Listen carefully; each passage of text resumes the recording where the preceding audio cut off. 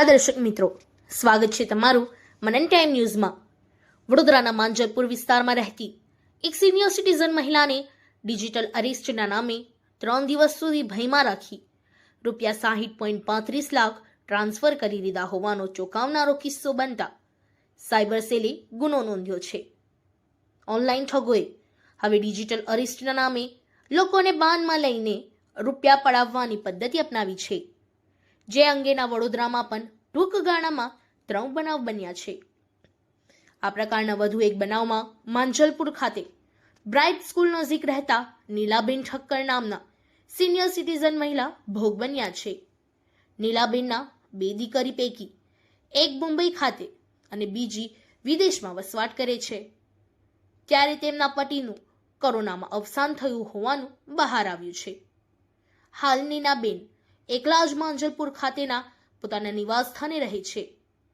તેમણે પોતાની FIRમાં જણાવ્યું છે કે તારીખ 22મીએ સવારે મને મોબાઈલ પર રોહન શર્માના નામે ફોન આવ્યો હતો અને રવિશંકરના 900 થી 1000 કરોડના ફ્રોડ કેસમાં તમારા અકાઉન્ટમાં 7 કરોડ ઉપાડવામાં આવ્યા છે તેમ કહી ડિજિટલ અરેસ્ટ કરવાની વાત કરી મને બચાવવા માટે તમામ પુરાવા માંગ્યા હતા।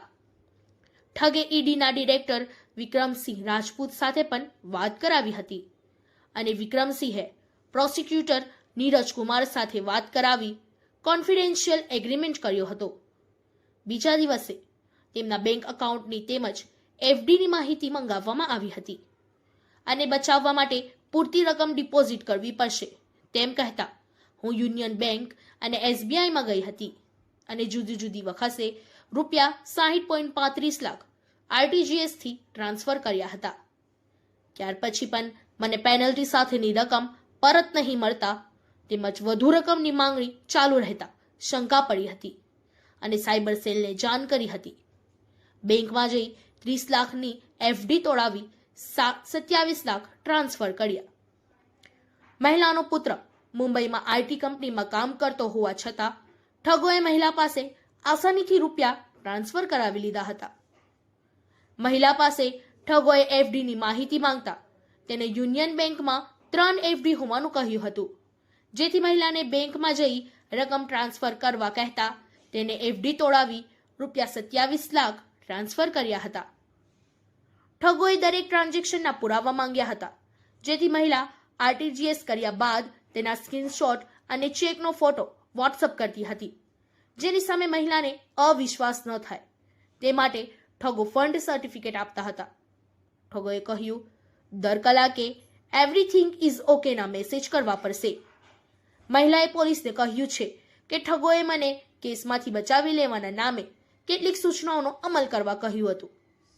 ઠગ ટોળકીએ મને દર કલાકે એવરીથિંગ ઇઝ ઓકે નો મેસેજ કરવા કહ્યું હતું। શરૂઆતમાં મેં તેમને સામેથી વિડીયો કોલ કર્યો હતો, પરંતુ સામે સ્ક્રીન બંધ રાખીને વાત કરતા હતા। ઠગોએ તેમ પણ કહ્યું હતું કે સવારે ઉઠીને પહેલો મેસેજ કરવો પડશે। જો તમારે અરેસ્ટ ના થવું હોય તો અમારે ફંડ ચેકિંગ કરવું પડશે, જેથી મેં હા પાડી હતી। તારીખ 23મીએ 1.80 લાખ, 24મીએ 31.55 લાખ અને 25મીએ 27 લાખ ટ્રાન્સફર કર્યા। મહિલાને કાયદાને માન આપતી જોઈને ઠગોએ તેનો લાભ ઉઠાવી લીધો હતો અને 3 દિવસમાં જ રૂપિયા 60.35 લાખ ટ્રાન્સફર કરી લીધા હતા, જેમાં તારીખ 23મી ઓક્ટોબરે રૂપિયા 1.80 લાખ, તારીખ 24મી ઓક્ટોબરે યુનિયન બેંકમાંથી 26 લાખ અને SBIમાંથી રૂપિયા 5.55 લાખ તેમજ 25મીએ યુનિયન બેંકમાંથી રૂપિયા 27 લાખ ટ્રાન્સફર કર્યા હતા। ડિજિટલ અરેસ્ટનું વોરંટ બનાવતા મહિલાને વિશ્વાસ બેઠો। ઠગોથી બચવા માટે સિનિયર સિટીઝન મહિલાએ ઘણી દલીલો કરી હતી, પરંતુ તેમ છતાં ઠગો ફાવ્યા હતા। મહિલાએ તેનું મુંબઈમાં કોઈ એકાઉન્ટ નહીં હોવાનું, કોઈ ટ્રાન્ઝેક્શન નહીં કર્યાની, આધાર કાર્ડ પણ કોઈને આપ્યું નથી, રવિશંકરને જાણતી જ નથી જેવી અનેક દલીલ કરી હતી, પરંતુ ઠગોએ ડિજિટલ અરેસ્ટનું વોરંટ બતાવતા તે કાયદાકીય રીતે કેસમાં મદદરૂપ થવા તૈયાર થઈ હતી।